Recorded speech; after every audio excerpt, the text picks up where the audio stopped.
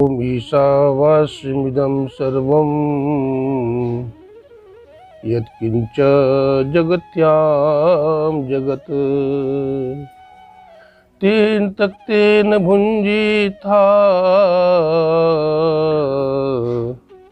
मा गृधः कस्य स्विद्धनम्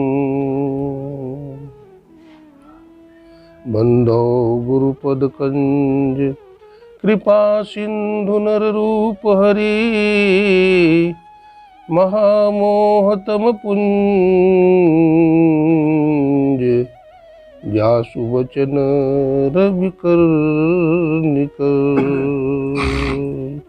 ध्यान मूलम गुरुर्मूर्ति पूजा मूलम गुरुपदम मंत्र मूलम गुरुर्वाक्यम मोक्ष मूलम गुरु कृपा।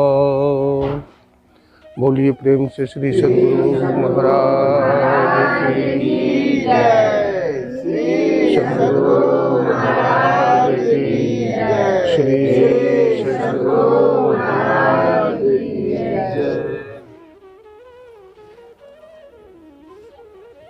अव्यक्त रूप में अनंत श्री विभूषित परमाराध्य गुरुदेव के त्रैलोक पावन पाद पद्मों में कोटि कोटि नमन। आदरणीय सत्संग प्रेमी सज्जनों, भक्तिमती माताओं एवं बहनों, सत्संग की ज्ञान गंगा में गोता लगाते हुए सभी गुरु भक्तों का मैं हार्दिक अभिनंदन करता हूँ।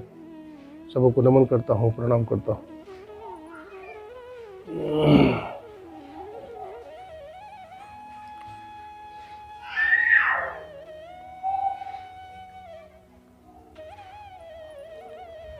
गोस्वामी तुलसीदास जी महाराज मानस में लिखते हैं, दैहिक दैविक भौतिक तापा राम राज्य को बाप व्यापा। तीन तरह का ताप है, दैहिक दैविक और भौतिक। भगवान राज्य के समय में क्या बोलते हैं, ये किसी को नहीं होता था ताप। तो क्या ये बात कहाँ तक सही है कि भगवान के राज्य काल में लोग तापित नहीं होते थे? देखिए, ताप उस समय भी था, ऐसी बात नहीं है। सर्दी गर्मी बुखार सुख दुख लाभ हानि उस समय भी होता था। लेकिन गोस्वामी तुलसीदास जी भीतरी रहस्य बता रहे हैं। वो रहस्य बतला रहे हैं कि ताप किसको नहीं लगेगा, जो राम राज्य में पहुंच जाएगा। तो राम राज्य कहाँ है? एक राम राज था भगवान राम के समय में ही, एक राम राज्य आध्यात्मिक जगत में भी है। तो आध्यात्मिक जगत का जो राम राज्य है उसका वर्णन कर रहे हैं। यद्यपि राम राज्य में भी कहा जा सकता है, लेकिन राम राज्य में भी जो आध्यात्मिक प्रवृत्ति के थे, जो ध्यान साधना करते थे, तो उनको क्यों व्यापेगा ये? उनको भी नहीं व्यापता था। जो ध्यान साधन करके, है ना, त्रिकुटी महल और है ना महाकारण मंडल केवल मंडल को पार कर जाएंगे, तो उनको ताप व्यापेगा ही, है ना, चाहे कोई भी राज्य क्यों ना हो। तो अगर हम शास्त्रों का मंथन करें, विचार करें, तो कहाँ तक मन की गति है? मन चित्त बुद्धि अहंकार की है त्रिकुटी लगी दौड़, कह दरिया इनके परे और अहंकार की दौड़। कहते हैं मन बुद्धि चित्त अहंकार की दौड़ कहाँ तक है? मन चित्त बुद्धि की दौड़ कहाँ तक? त्रिकुटी तक है ना, त्रिकुटी मंडल तक है। लेकिन फिर एक जगह कहते हैं कमल हाँ सहस कमल दल पार में मन बुद्धि हिराना हो, प्राण पुरुष आगे चले सोई करे मखाना हो, है ना। तो यहाँ तो बात नहीं मिलती है, ये सहस कमल दल में ही बोल रहे हैं मन बुद्धि हिरा जाता है। अब वहाँ बोल रहे हैं त्रिकुटी मंडल तक दौड़ है। दौड़ का मतलब क्या हुआ? मन मरा नहीं है, उसकी दौड़ है अभी, अभी मन जिंदा है। वास्तव में मन बहुत दूर तक जाता है। मन नहीं पकड़ा जात बहादुर जवान है, और करत रहत खरखंड बड़ा शैतान है। अंत में पलटू दास जी कहते हैं, अरे हारे पलटू उड़ता को हजार पंख बिनु पलक में। तो कितना मन की गति है। यहाँ बैठे हैं, अमेरिका चले गए, अमेरिका से वापस हो गए, कहीं भी चले गए, स्वर्ग लोग चले गए, देवता के लोग चले गए, वैकुंठ लोग चले गए, शिव लोग चले गए, विष्णु लोग चले गए, फिर मन वापिस। तो मन बहुत चलायमान है। इस चलायमान को बस में करने के लिए हम क्या करें, है ना। अभी सुन रहे थे ग्रंथ पाठ में, शिव सुख सनकादिक नारद, जे मुनि ब्रह्म विचार विशारद, सब कर मत खगना है कि हा, और करिए राम पद पंकज नेहा। श्री राम के चरण कमलों में प्रेम करना चाहिए, है ना। तो श्री राम का चरण कमल में हम प्रेम कैसे करें, है ना। तो श्री राम का चरण कमल क्या है ना। पदावली माया है, पदावली में अगर पढ़े तो गुरुदेव लिखते हैं,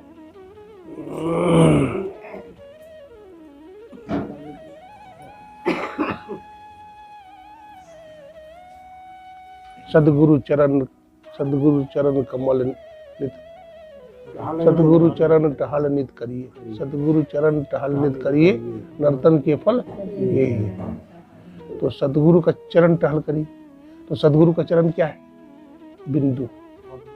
ये जो बिंदु है वो क्या है, सदगुरु का चरण है। तो राम का चरण भी बिंदु ही है।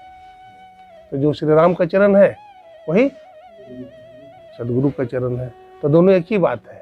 तो सदगुरु की भक्ति करिए चाहे राम की भक्ति करिए, दोनों एक ही बात है। लोगों को संशय हो जाता है सदगुरु की भक्ति अलग है, राम की भक्ति अलग है। नहीं, जो राम की भक्ति है, राम मतलब यहाँ परमात्मा लेना पड़ेगा। राम मतलब परमात्मा ब्रह्म, और सदगुरु एक ही है। दोनों का चरण एक ही है। और वो चरण कहाँ है, वो चरण कहाँ है, अपने अंदर में है। जो साधन करता है, जो ध्यान करता है, सदगुरु से दीक्षा लेकर ध्यान करता है, उसको सदगुरु का चरण मिलता है, यानी वही बिंदु मिलता है। अनोरणीयान महत्वमयान, वो बिंदु जो है अनु से अनुतर है, अब महान से भी क्या है, महत्तर है। प्रथम ही धारो गुरु को ध्यान, हो सिर्फ निर्मल हो बिंदु ज्ञान। दो नयन भी सन्मुख देख, एक बिंदु मिले दृष्टि दो देख। तो दृष्टि की चेतन धार को एक करें, ये कठिन है। दृष्टि की चेतन धार एक जगह पर स्थिर हो जाए, इसके लिए मेहनत की जरूरत है, ध्यान साधना की जरूरत है। इसलिए इसको बड़े ही लगन के साथ, है ना, ब्रह्मचर्य का पालन करते हुए, है ना, सदगुरु में एकनिष्ठ होकर के जो अभ्यासी अभ्यास करते हैं, उनको दृष्टि की जो किरण है वो अंतराकाश में मिलती है। और जब अंतराकाश में मिलती है दृष्टि की किरण, तो उसको फिर बड़ा आनंद आता है। बाहर में वैसा आनंद नहीं है जैसा आनंद अपने अंदर जो है। तो उस आनंद को प्राप्त करना चाहिए। अभी सुन रहे थे, शिव सुख सनकादिक नारद, जे मुनि ब्रह्म विचार विशारद, सब कर मत खगनाया कि हा, करिए राम पद पंकज नेहा। राम के चरण कमलों में प्रेम करना चाहिए, सदगुरु के चरणों में प्रेम करना चाहिए। अगर कोई कहे कि हम प्रेम करते हैं और आप दृष्टि योग नहीं करते हैं, तो प्रेम नहीं हुआ।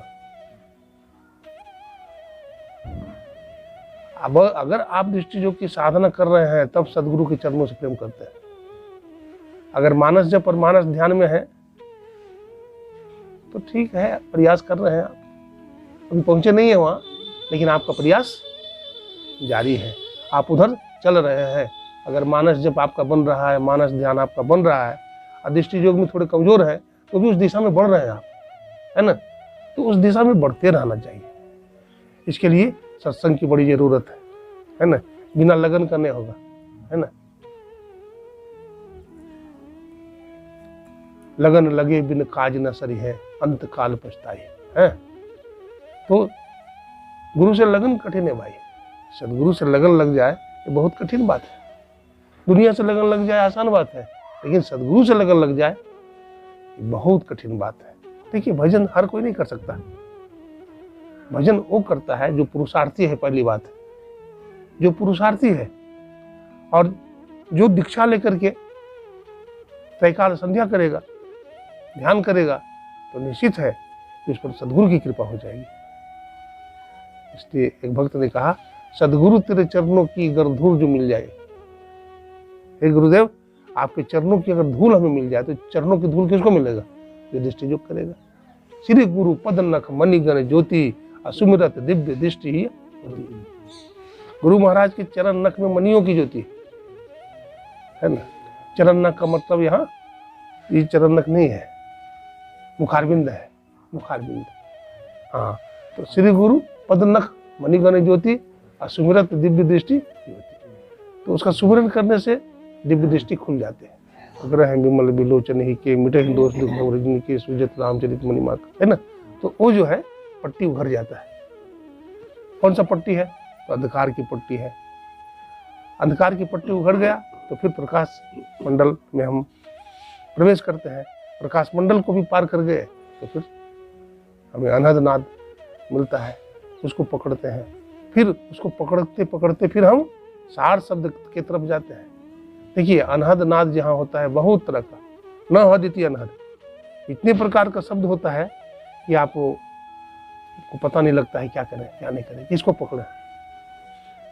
कबीर साहब कहते हैं, जब से अनहद घोर सुनी इंद्रिय थकित गलित मन हुआ आशा सकल भुनी, जब से अनहद घोर सुनी।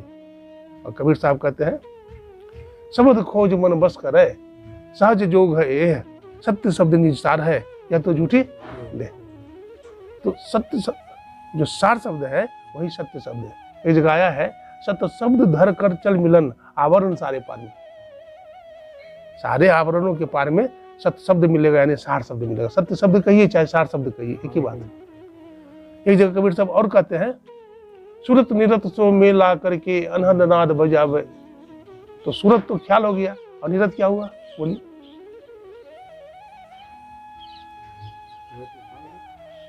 सूरत निरत सो मेला करके अनहद नाद बजावे।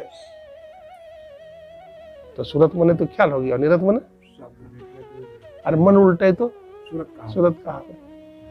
तो सूरत का मतलब वहां पर चेतन लेंगे। हाँ, शुद्ध चेतन धार। हाँ, निर्मल चेतन धार। निर्मल चेतन धार, चेतन धार तो निर्मल ही है, चेतन धार तो निर्मल है। तो उसको पकड़ने की बात वहां कर रहे हैं। तो इसके लिए कौन पकड़ेगा? जो देखिए, भक्ति भी एक सार भक्ति होता है, एक असार भक्ति होता है। तो जो सार भक्ति करेगा वही पकड़ेगा। इसलिए गुरु महाराज की पदावली में आया है, अहो भक्त सार भगति करो, असार भगति करी संसार ब्रह्मति रहू। भक्ति श्रम निष्फल हो। अगर असार भक्ति हम करेंगे तो हमारा भक्ति का जो श्रम कर रहे हैं वृथा चला जाएगा, बेकार चला जाएगा, पानी में चला जाएगा। इसलिए सार भक्ति कौन करेगा? जो संत सदगुरु से दीक्षा लेगा। जैसे तैसे सदगुरु को नहीं बनाना चाहिए। जैसे तैसे रास्ता में चलते हुए कोई सदगुरु बना लिए, आप धोखा खा जाएंगे। तो सदगुरु है या नहीं है कैसे हम पहचानेंगे? हमारे गुरु महाराज ने लिखा है कि जो कम से कम सार शब्द की साधना करते हो, हाँ, जो सार शब्द की साधना कर रहे हो, है ना, दृष्टि योग जिनका पूरा हो गया हो, और सार शब्द की साधना कर रहे हो, और जो आचरण में पक्के हो, सदाचारी हो, शीलवान हो, पंच पाप नहीं करते हो, है ना, वेद में, शास्त्र धर्म ग्रंथ में जिनकी अभिरुचि हो, गुरु के चरणों में दृढ़ श्रद्धा हो, तो ऐसे को सदगुरु मानने में कोई हर्ज नहीं है। ऐसे को सदगुरु मान सकते हैं, उनसे दीक्षा ले सकते हैं, और भजन ध्यान करके आप आगे बढ़ सकते हैं। देखिए, मन चंचल है। भगवान कृष्ण अर्जुन को कहते हैं, हे अर्जुन योगी बनो, योगी भव अर्जुन। तो कहता है, अर्जुन प्रभु आप योगी बनने की बात करते हैं, मन तो हमारा भोगी है, योगी कैसे बनेंगे? तो भगवान ने कहा, देखो मन चंचल है, मनः चंचलम कृष्णम प्रमाथि बलभद्रम अभ्यासेन तु वैराग्य ना, है ना। भगवान ने कहा अभ्यास और वैराग्य से ये चंचल मन को जीता जाता है। अर्जुन ने कहा कि प्रभु मन बड़ा चंचल है, वायु रीप्स दुष्करम। जैसे हवा को रोकना कठिन है। हे गोविंद, यदि आप कहो तो मैं बाणों की बौछार से गंगा जी की धारा को रोक दूं, पवन देव के वेग को रोक दूं, लेकिन मन बस में नहीं होता है। तो भगवान ने कहा अभ्यास करो इसके लिए। क्या करो? ध्यान करो। अभ्यास और अभ्यास करोगे तो वैराग्य अपने आप होगा। देखिए, अभ्यास और वैराग्य में अनुनासिक संबंध है। जैसे बोलते हैं ना, क्यों के साथ यू का संबंध है, क्यों बोलते हैं यू आ जाता है। ठीक उसी तरह से कोई ध्यान करेगा तो वैराग्य जरूर उसको होगा। क्यों वैराग्य हो जाता है? क्योंकि पृथ्वी, जल, अग्नि, वायु, आकाश से बना हुआ मानव का शरीर है ना। इसमें 3 गुण है ना। पंच तत्व है, 3 गुण है, इससे मानव का शरीर बना है। तो जो साधक दीक्षा लेकर के ध्यान करता है ना, और अंधकार मंडल जैसे ही पार करता है तो उसको झटका लगता है, वो पिंड से ब्रह्मांड में चला जाता है। तो उसी समय उसको पता लगता है कि नहीं, हम दूसरी दुनिया में आ गए। ये संसार में जो हम देख सुन रहे थे वो सब मिथ्या था, सब झूठा था। अब जो हम कर रहे हैं वो हम सही कर रहे हैं, क्योंकि चीने राम करम्मा। गुरु नानक साहब कहते हैं, चीने राम करम्मा। जो ध्यान करता है वो प्रकाश की चिंगारी को देखता है, वो परमात्मा की चिंगारी को देखता है, वो परमात्मा की विभूति को देखता है ना। अर्जुन को विश्वास कैसे हो गया भगवान पर? अर्जुन तो भगवान को नहीं मानता था। भगवान ने कहा, हे अर्जुन, मैं तुमको युद्ध करने के लिए कहता हूं, तुम सुनते नहीं हो। एक तरफ हमको गुरु भी मान रहे हो, तुम हमारी बात सुनते नहीं हो। तो हमारी बात सुनो, जो मैं कहता हूं सो करो। तो कहा कि प्रभु ऐसे नहीं मानेंगे। तुम कह रहे थे कि नदियों में गंगा मैं हूँ, वृक्षों में पीपल मैं हूँ, देवों में ब्रह्मा मैं हूँ, आदि आदि सब कुछ कह रहे थे आप। कवियों में उष्णा कवि मैं ही हूँ, देवताओं में बृहस्पति मैं हूँ। तो जरा दिखाओ तो कुछ, आप क्या हो? तो भगवान ने कहा, देखोगे? हाँ देखेंगे। तो वही भगवान ने अपना विराट रूप दिखाया। विराट रूप भगवान ने दिखाया। तो भगवान का जब विराट रूप देखा तो वहाँ प्रकाश भी था नहीं? सब देवी देवताओं प्रकाशमान थे। तो वो जो विभूति को देखा तो उसको लगा कि नहीं, ये वास्तव में भगवान है, और ये जो कर रहे हैं सो हमको करना चाहिए। तो अर्जुन डर गया देख करके। पश्यामि देवांस तव देव देहे सर्वांस तथा भूत विशेष संघान ब्रह्मांड मीशम कमलासनस्थ ऋषिश्च सर्वान रुगाश्च दिव्यान। हे प्रभु, मैं आपके शरीर में 33 करोड़ देवी देवता को देख रहा हूं। सभी भूत विशेषों को देख रहा हूं। पृथ्वी, जल, अग्नि, वायु, आकाश, 3 गुणों को देख रहा हूं। नाग और किन्नरों के समुदाय को देख रहा हूं। और आपको देख करके मैं भयभीत हो गया हूं। आप अपने रूप में आइए। बतलाते हैं जो भगवान का विराट रूप दिखाया था, बतलाते हैं जामवंत जी महाराज। उस समय जामवंत जी महाराज 7 बार परिक्रमा किए थे। तो जामवंत जी परिक्रमा कैसे किए? यानी भगवान का रूप अनंत नहीं था। भगवान का रूप कैसा था? सगुण साकार था। सगुण साकार था, है ना। तब ने परिक्रमा कर गए। इसलिए गुरु महाराज लिखे हैं पदावली में कि अनंत एक ही हो सकता है, अनंत 2 नहीं हो सकता। अगर 2 अनंत बनाओगे तो वेद का सिद्धांत ध्वस्त हो जाएगा। हाँ, जहां 2 आ गया सावयव हो जाएगा, निरवयव नहीं रह पाएगा, और अद्वैतवाद सिद्धांत का खंडन हो जाएगा। ब्रह्म सत्यम जगत मिथ्या जीवो ब्रह्म पर। ब्रह्म सत्य है, संसार मिथ्या है, और ये संसार कल्पित है। रज्जव सर्प, ठीक है, ये संसार कल्पित है। रजत सीप महि भास जिमी यथा भानुकर बार। जैसे सोना चमकता है, सितुआ चमकता है नदी के किनारे, है ना, तो उसको उठाने के लिए दौड़ते हैं, भाई ये चांदी है, इन उठाते गए सितुआ है बेकार। ठीक उसी तरह से इस संसार के चमक दमक को देख करके हम दौड़ते हैं। पतंगा को देखते हैं, मरकरी को देख करके, बल्ब के प्रकाश को देख करके खाने का पदार्थ समझ करके दौड़ता है, और वहां जाता है तो जल करके राख हो जाता है, गिर जाता है नीचे। देखिए, प्रकाश मंडल में जो जाता है तो ये जो खडविकार है ये नष्ट होते हैं, है ना। क्योंकि जो जितने भी काम, क्रोध, मद, मत्सर हैं, ये सब कीड़ा के समान है। उस रोशनी में जाता है और जल करके भस्म हो जाता है। जब ते राम प्रताप खगेसा, उदित भाई होती प्रबल दिनेशा। दिनेश में ना सूरज। पहले साधक को जो दृष्टि साधन की क्रिया करता है, सबसे पहले उसको श्यामल बिंदु दिखता है, फिर श्यामल बिंदु ही श्वेत बिंदु बन जाता है, और श्वेत बिंदु बन जाने के बाद विभिन्न प्रकार की ज्योति को देखता है ना, बहुत प्रकार की ज्योति को देखता है। पृथ्वी तल के ज्योति को देखता है, जल तत्व के ज्योति को देखता है, अग्नि तत्व, वायु तत्व, आकाश तत्व के ज्योति को देखता है, फिर उसको पार करता है। फिर सहस कमल दल पार में मन बुद्धि हिराना हो, सब सुन ही रहे थे, ज्योति निरंजन, उसके बाद त्रिकुटी महल आदि में जाता है।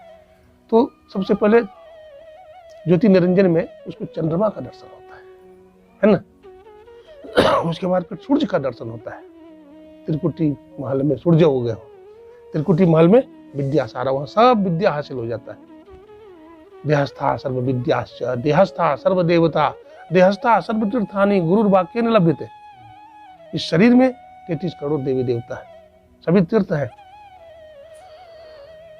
सभी शास्त्र है, इसमें सब कुछ है, लेकिन ये गुरु की कृपा से हमको प्राप्त होता है। इसलिए बिना गुरु की कृपा पाए नहीं जीवन उधारा है।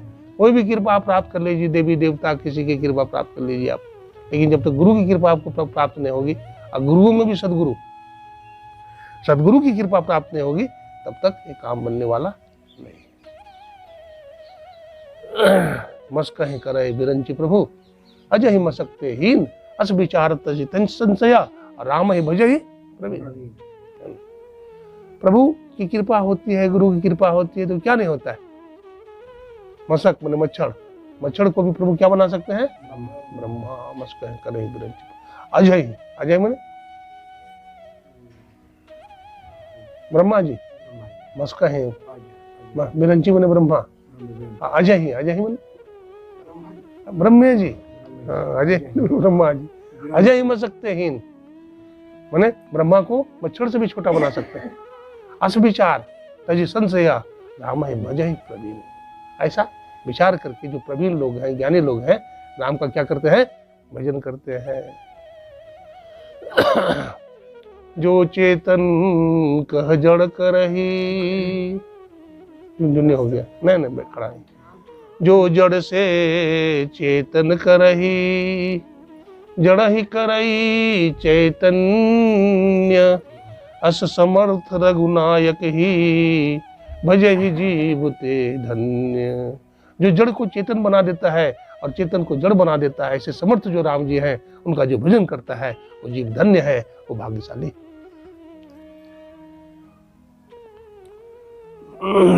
देखिए भगवान कृष्ण के सामने अर्जुन खड़ा है। अब भगवान के विराट रूप को देखा तो उसको विश्वास हो गया। भगवान समझा रहे थे, देखो अर्जुन, ये मन बड़ा चंचल है, ये हमेशा खुरखुंद करते रहता है, शैतानी करते रहता है। इसको बस में करने के एक ही उपाय है कि बार बार अभ्यास किया जाए। बिना अभ्यास का ये होने वाला नहीं। इसी को हमारे गुरु महाराज ने कहा, खड़े रहिए, कोई दिक्कत नहीं। सदी ही कुर्सी पर बैठ गया, सदी ही चातक दृष्टि बनाई हो। गुरु महाराज क्या कहते हैं, ध्यानाभ्यास करो तो कैसे करो, तो कहते हैं चातक दृष्टि बनाई हो। चातक एक पक्षी होता है ना। चातक पक्षी जो है सरोवर के किनारे रहता है अपना घोंसला बना के, ठीक है, लेकिन किसी भी नक्षत्र का पानी नहीं पीता है। वो स्वाति नक्षत्र का जल का प्यासा होता है ना। सरोवर के जल को, नदी के जल को और किसी नक्षत्र के जल को देखता भी नहीं है। वो जानते हैं, वो जहाँ पर अपना घोंसला बनाता है गाछ पर, तो सरोवर की तरफ मुंह करके वो बैठा रहता है। सरोवर से मुंह फेर करके बैठा रहता है, सरोवर की तरफ उसको मुंह नहीं रहता। और किसी नक्षत्र के जल भी नहीं पीता है, किसी नदी अथवा सरोवर का पानी नहीं पीता है, जब तक स्वाति नक्षत्र का बूंद गिर। लेकिन स्वाति नक्षत्र एक दिन मैं बताया था, आप लोग को याद होगा कि नहीं होगा। नक्षत्र कितने हैं, 27। हाँ, देखो याद करते, 27 नक्षत्र है। और 27 नक्षत्र में कौन सा नक्षत्र का पानी पीता है, स्वाति नक्षत्र। देखिए वो पक्षी है और उसको स्वाति नक्षत्र का पता है। जब स्वाति नक्षत्र आता है, कौन सा नक्षत्र आया उसको मालूम है, वो पानी नहीं पिएगा। जैसे ही स्वाति नक्षत्र आ गया तो अपना मुख फेर देता है वो, हाँ? जल के बूंद की तरफ अपना नजर कर लेता है दृष्टि, और जैसे ही टपकता है मुंह खोले रहता है और उसके मुंह फेरता है, प्यू प्यू करता है। क्या बोलता है? प्यू प्यू करता है वो। लेकिन पानी पीऊंगा, पानी पीऊंगा, पानी पीऊंगा, लेकिन स्वाति नक्षत्र का जल पीऊंगा। उसी तरह से जो गुरु भक्त होता है, साधक होता है, वो किसी की उपासना नहीं करता, किसी को उपासना करता नहीं, किसी की तरफ देखता ही नहीं है।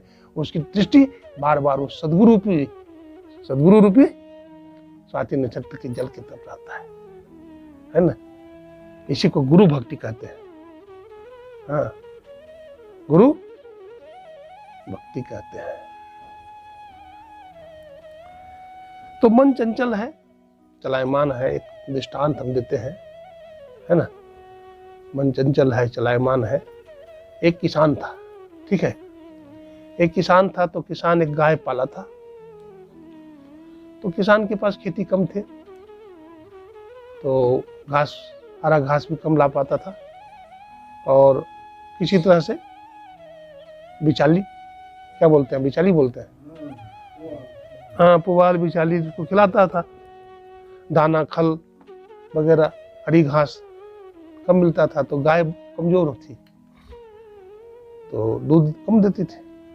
एक दिन किसान के घर में एक व्यापारी आया, है ना, जानवर खरीदने वाला। तो कहा कि भाई साहब, ये आपकी जो गाय है हमको दे देंगे, बेचेंगे? तो कहा भाई ये गाय हम तो अपने लिए रखे हैं। बोला बेच दीजिए तो हम ले लेंगे। तो दोनों में मोल भाव होने लगा। बोला इतना रुपया हम आपको दे देंगे। तो किसान तैयार हो गया, किसान तैयार हो गया। 20,000 रुपया में गाय ले लिया। गाय लेकर के वो व्यापारी चला। तो व्यापारी तो पैसा वाला है, तो उन्होंने हरी घास, पुआल, बिचाली, दाना, खल सब देने लगा उसको। तो बहुत प्रेम से खाई गाय। 2 दिन 4 दिन रही, लेकिन एक दिन रास्ता थोड़ा ढीला रह गया, तो भाग गई वो अपने पुराने किसान के यहाँ, पुराने मालिक के यहाँ। समझ गया किसान, ये व्यापारी, कि लगता है गाय कहाँ भागेगी, पाले वाला मालिक के पास भागी। वहां चला गया तो देखा गाय सड़ा हुआ नाद में, भूसा में मुंह मार रही है। तो कहा कि देखिए गाय हमारी आ गई। बोला हाँ ले जाइए, आ गई है, ले जाइए। तो फिर पकड़ के ले आया गाय को। अब फिर वो खिलाने लगा उसी तरह से, खल, दाना, बिचाली, है ना, खिलाने लगा, दाल रोटी सब कुछ खिलाने लगा उसको। तो आदत पड़ गई उसकी, है ना, हैबिट हो गया। अब वो काहे को भागेगी।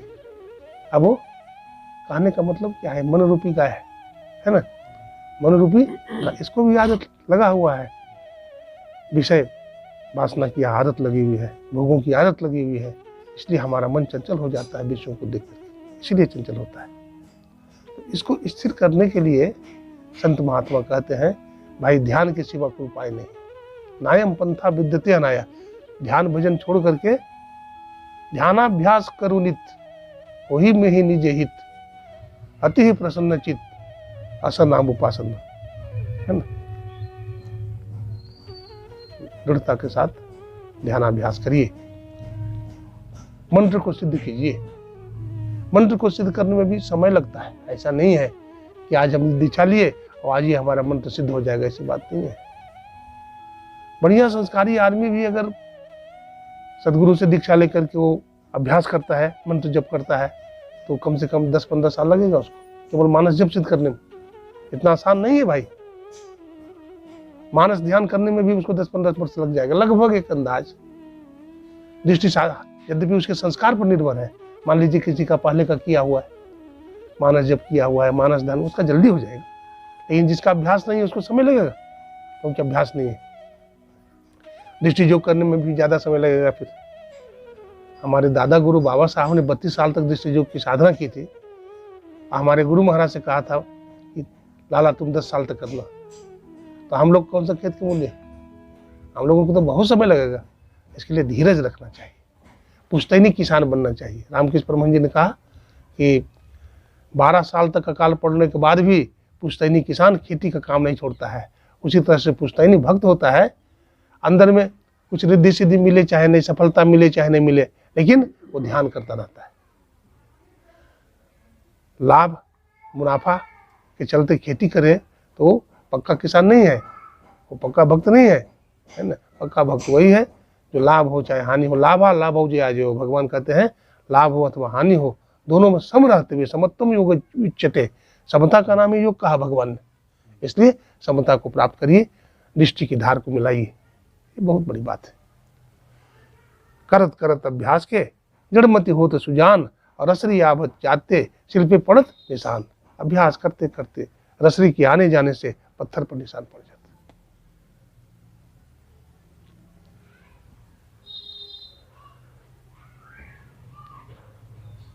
ज्ञान सुन के मिटता अज्ञान, सुख होता महान भजो साधगुरु। गुरु सत्य ज्ञान कहते हैं, गुरु कहते हैं कि परमात्मा तुम्हारे अंदर में है।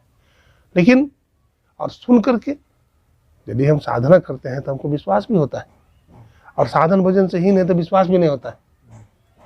श्री रामकृष्ण परमहंस ने कहा कि अगर अंतःकरण पवित्र हो, अगर दिया सलाई सुखी हो, उसकी काठी जो है, संठी जो है सुखी हो, तो एक बार माचिस के खोल पर घसने से भक से जल जाती है। अगर गीली हो तो घसते रहिए, टूट जाएगी संठी, लेकिन जलती नहीं है। तो वैराग्य से पूर्ण, ज्ञान वैराग्य से पूर्ण हृदय में एक बार ब्रह्म का उपदेश करने पर उसको ज्ञान हो जाता है। उद्दालक ऋषि के पास गया श्वेतकेतु, एक बार उपदेश किया, मृतिकेतेव सत्यम श्वेतकेतु है, हे श्वेतकेतु मृतिका ही सत्य है, मृतिका सत्य घट सत्व, मृतिका अभाव है घटा भावा। मृतिका के सत्य होने पर घट सत्य है ना? अगर मृतिका है तभी तो घट बनेगा। 2 किलो मिट्टी से आप घड़ा बनाए हैं और उसको तोड़ दिए तो फिर 2 किलो मिट्टी बन जाएगा, है ना। सोना से आभूषण बनाते हैं, आभूषण को फिर गला देंगे तो फिर सोना बन जाएगा, है ना। तो मूल कारण जो है, समवायी कारण जो है वो क्या है? हाँ, मूल समवायी कारण क्या है? मिट्टी है ना। मिट्टी है, उस मिट्टी को जानिए, उस तत्व को जानिए आप कौन है।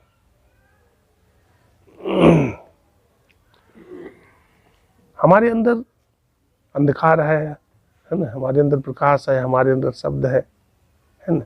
ये कैसे पता लगता है? सदगुरु हमें बताते हैं, सदगुरु बताते हैं गगन घटा गहरानी साधो, गगन घटा गहरानी है। गगन में घटा है ना, गगन में क्या है? घटा है, यानी अंधकार भी है, वहां प्रकाश भी है, वहां अनहद शब्द भी है और वहां शब्द भी है। निशब्द में तो मिल जाएगा, निशब्द क्या रहेगा? निशब्द शब्द नहीं है वहां, तो निशब्द में तो चला जाएगा, शब्द को पार करेगा तो निशब्द में जाएगा, निशब्द ही चला जाएगा। एक भिखारी था, ठीक है, तो भिखारी भीख मांगता था और जहाँ पर बैठता था, एक जगह मचान था, वहाँ बैठता था, तो भीख मांग के लाता था और नीचे में गाड़ देता था, जमीन के नीचे। तो वृद्ध हो गया था, एक दिन शरीर छूट गया तो नगर पालिका वाले ने लकड़ फकड़ जमा करके उसको जला दिया। तो वहाँ पर खोदा भाई कि देखो इसके नीचे क्या है, देखते हैं। तो खोदा, 4 हाथ खोदा, 4 हाथ खोदा, तो 4 हाथ खोदा तो बड़ा हीरा मिल गया, हीरा रुपया सर्फी मिल गया उसको, कई घड़ा में भरा हुआ, 7 घड़ा में। तो पहला हाथ क्या है? अंधकार, इशारा है। पहला हाथ क्या है? अंधकार। दूसरा हाथ क्या है? प्रकाश।